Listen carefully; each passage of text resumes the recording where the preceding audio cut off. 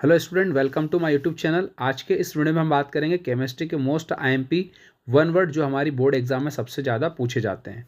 तो स्टूडेंट, हमारा जो फर्स्ट नंबर का क्वेश्चन है वो है the number of mole of solute present in 1 litre volume of solution is called.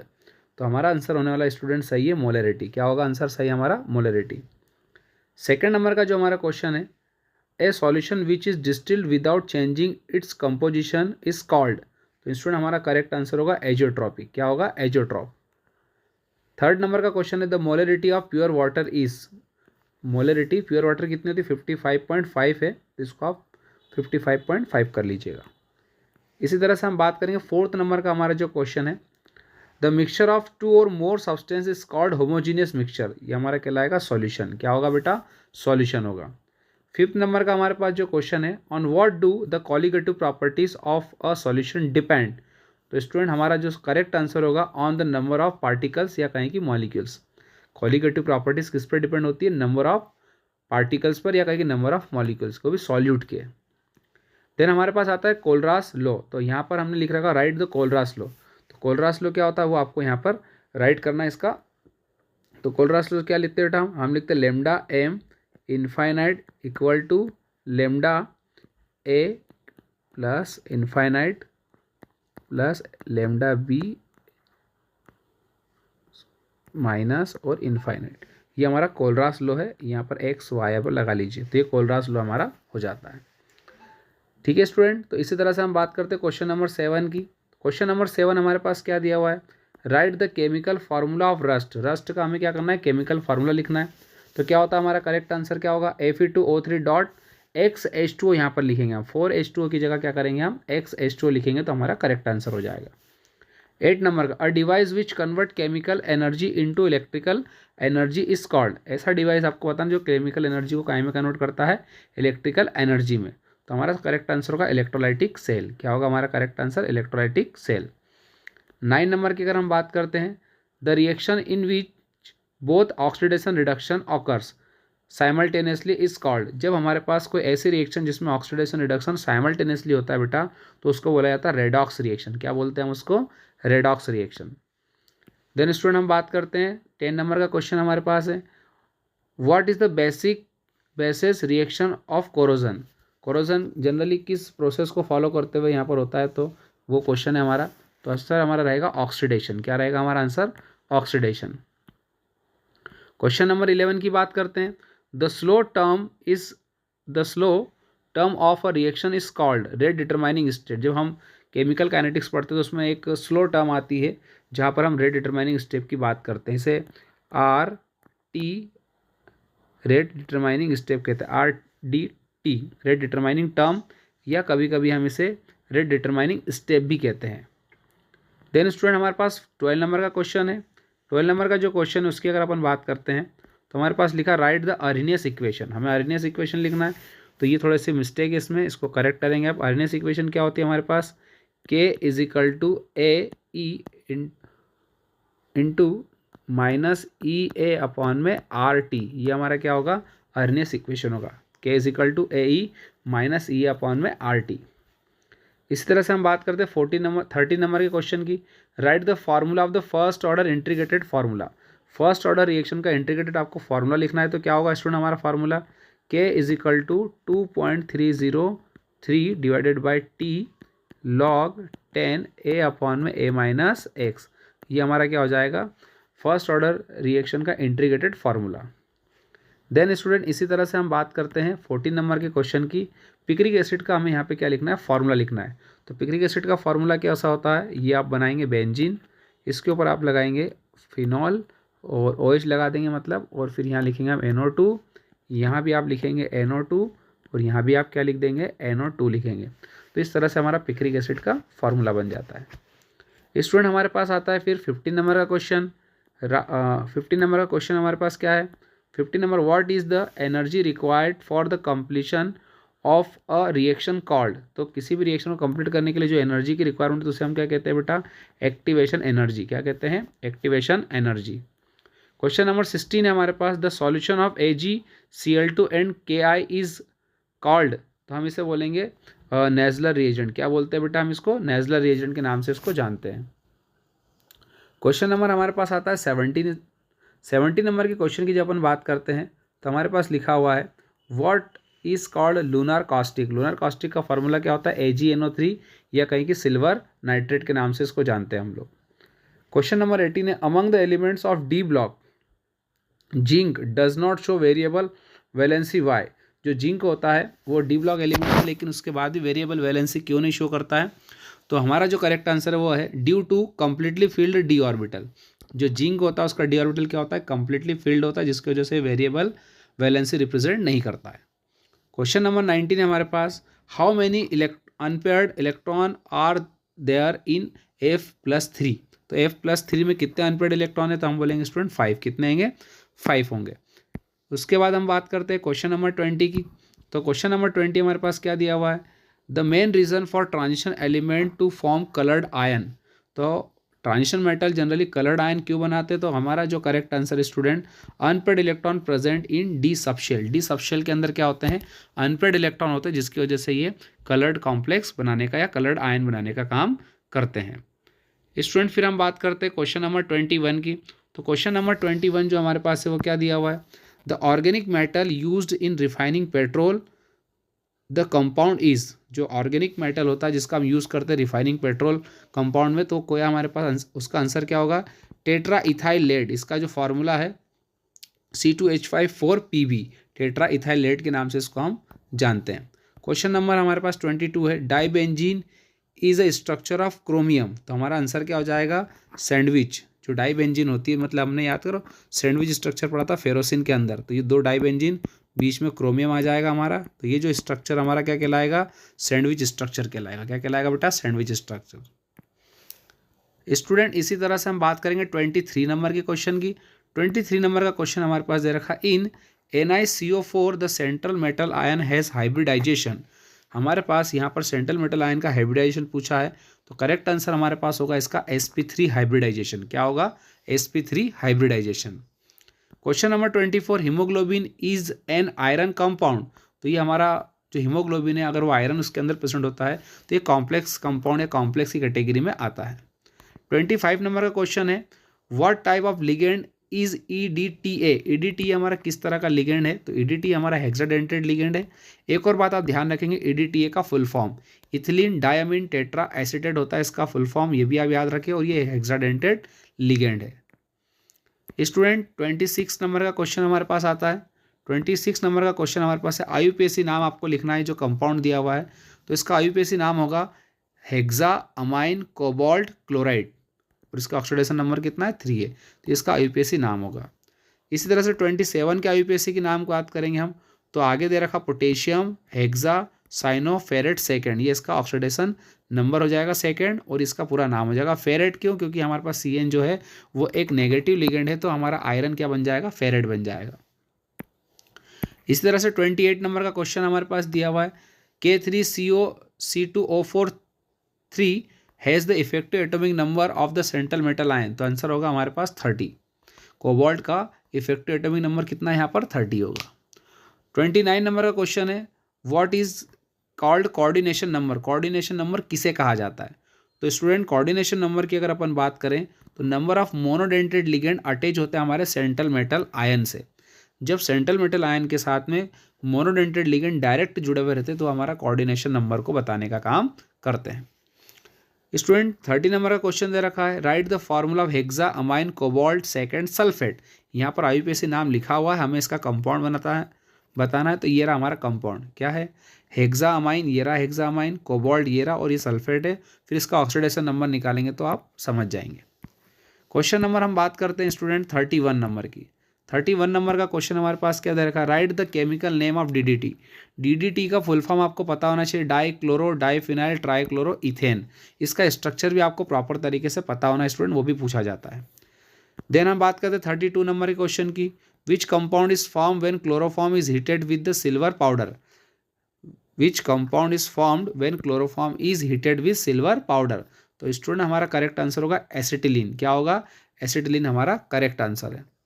Question number हम बात करते हैं 33 क्वेश्चन की। 33 नंबर का जो क्वेश्चन है chlorofluoro derivative of methane and ethane are called chlorofluoro derivative. Methane और इथेन का हमारा क्या कहलाता है बेटा, CFC या क्लोरोफ्लोरो कार्बन के नाम से उसको हम जानते हैं।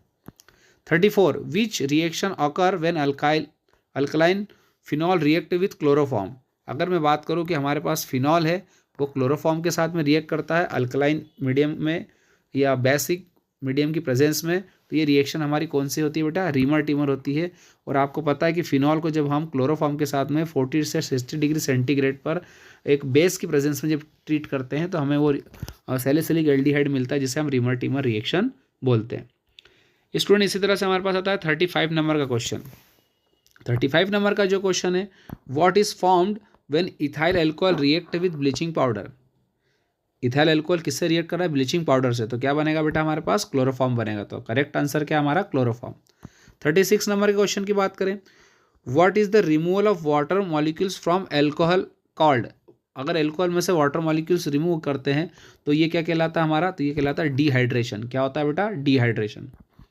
37 नंबर का जो क्वेश्चन है, the solution of anhydrous ZnCl2 and concentrated HCl is called. अगर मैं बात करता हूँ एनहाइड्रस ZnCl2 और कॉन्सेंट्रेटेड HCl की, तो ये जो सॉल्यूशन होता है हमारा, ये एक तरह का देखा जाए तो लुकास रिएजेंट के नाम से इसको जाना जाता है। जिसके नाम से लुकास रिएजेंट 1, 2, 3 डिग्री एल्कोहल को डिफ्रेंशिएट करने में ये हेल्प करता है। देन स्टूडेंट हम बात करते हैं 38 नंबर के क्वेश्चन की। 38 नंबर का जो क्वेश्चन है उस पर क्या लिखा हुआ है, 38 नंबर का क्वेश्चन है, right the chemical formula of would spirit. Would spirit का केमिकल फार्मूला क्या होता है, तो CH3OH मिथाइल अल्कोहल के नाम से इसको जानते हैं। 39 नंबर का क्वेश्चन है, on heating ethanol with I2 and NaOH we get. अगर मैं इथेनॉल को I2 के साथ में NaOH के साथ और NaOH की प्रेजेंस में गर्म करता हूँ तो मुझे क्या मिलता है, आइडोफॉर्म ऑब्टेंड होता है। क्या होता है बेटा, आइडोफॉर्म। 40 नंबर का क्वेश्चन है, what is the reason for the highly solubility of alcohol in water. Alcohol water में बहुत ज़्यादा सॉल्युबिलिटी होता है, इसका रीज़न क्या है, तो बेटा इसका करेक्ट रीज़न है हाइड्रोजन बॉन्डिंग। क्या है बेटा, हाइड्रोजन बॉन्डिंग हमारा। देन स्टूडेंट फिर हम बात करते हैं हमारे 41 नंबर के क्वेश्चन की।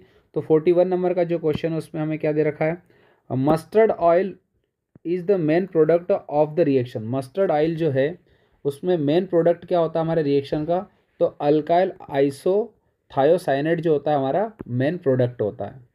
इसी तरह से 42 नंबर का question, write the IUPAC name of glacial acetic acid.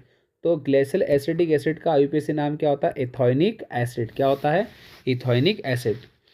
43 number का question, write the chemical name and formula of bitter almond oil. तो बेटा इसका हमारा जो करेक्ट आंसर है वो बेंजोएल्डिहाइड है। क्या है हमारे पास, बेंजोएल्डिहाइड। इसका फार्मूला क्या होगा, C6H5CHO। क्या होगा इसका फार्मूला, C6H5CHO इसका बेंजोएल्डिहाइड का फार्मूला होता है। देन स्टूडेंट हम बात करेंगे 44 नंबर क्वेश्चन की। 44 नंबर का क्वेश्चन क्या कह रहा है हमारा, right the name of the product obtained from the reaction of formaldehyde and ammonia.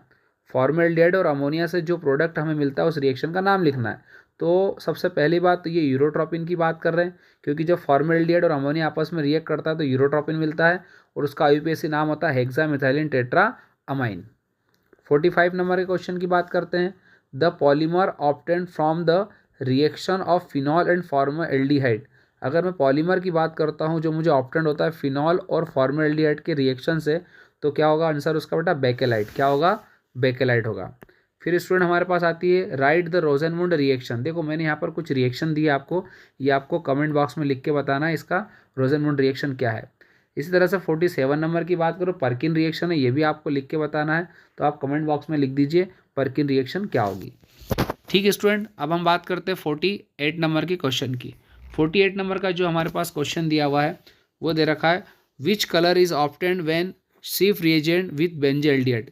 बेंजोएल्डिहाइड Schiff reagent के साथ में कौन सा कलर देता है बेटा, तो पिंक कलर देता है। क्या देता है, पिंक कलर। 49 नंबर की बात करते हैं, which aldehyde give aldol condensation reaction. कौन सा एल्डिहाइड एल्डोल कंडेंसेशन रिएक्शन देता है, तो स्टूडेंट हमें बोलना है alpha hydrogen containing aldehyde. Alpha hydrogen containing aldehyde ही बेटा यहाँ पर एल्डोल कंडेंसेशन रिएक्शन देता है। एक हमारे पास आता है कैनिजारो रिएक्शन, जहाँ पर अल्फा हाइड्रोजन की ज़रूरत नहीं होती है। थोड़ा सा आप याद रखेंगे तो आपको याद रहेगा, नहीं तो कन्फ्यूज़न होगा। 50 नंबर के क्वेश्चन की बात करते हैं हम। It is obtained by heating calcium acetate, तो हमारा आंसर क्या होगा बेटा? एसीटोन। क्या होगा? एसीटोन होगा। क्वेश्चन नंबर 51 की हम बात करते हैं स्टूडेंट। विच एल्डिहाइड गिव्स केनिजारो रिएक्शन। देखो थोड़ी देर पहले मैंने अभी कहा था आपको, केनिजारो जो रिएक्शन होती है बेटा उसमें अल्फा हाइड्रोजन की कोई रिक्वायरमेंट नहीं होती है, तो no alpha hydrogen containing aldehyde जो होता है वो ये केनिजारो रिएक्शन देता है, और एल्डोल कंडेंसेशन में अल्फा हाइड्रोजन की जरूरत होती है। 52 नंबर का क्वेश्चन दे रखा, basic nature of amine is due to presence of, और fill in the blank on the nitrogen atom. तो हमारे पास जो अमाइन होता है वो बेसिक नेचर का होता है, क्योंकि उसके पास लोन पर इलेक्ट्रॉन प्रेजेंट होते हैं, इसलिए वो क्या करता है बेटा? बेसिक नेचर का होता है। 53 नंबर के क्वेश्चन की हम बात करते हैं। Which is more basic in ethyl amine and ammonia. Ethyl amine और अमोनिया में कौन ज़्यादा बेसिक होता है? तो बेटा हमारा करेक्ट आंसर होगा इथाइल अमाइन जो होता है वो ज़्यादा बेसिक होता है अमोनिया के कंपेरिजन में। 54 नंबर पे लिखा हुआ right the carbyl amine reaction. तो कार्बाइल अमाइन रिएक्शन क्या होती है बेटा? इसमें प्राइमरी अमाइन की रिएक्शन हम क्लोरोफॉर्म के साथ में कराते हैं। किसके साथ? क्लोरोफॉर्म। क्लोरोफॉर्म का फार्मूला क्या होता है? CH और 3 KOH। अल्कलाइन मीडियम में हम इसकी रिएक्शन कराते हैं। अल्काइल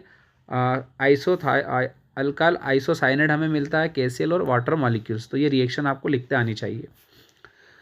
फिर हम बात करते हैं व्हाट इज नाइट्रीफाइंग मिक्सचर, या कहें कि हमारे पास जो मिक्सचर होता है जिसको हम बोलते हैं।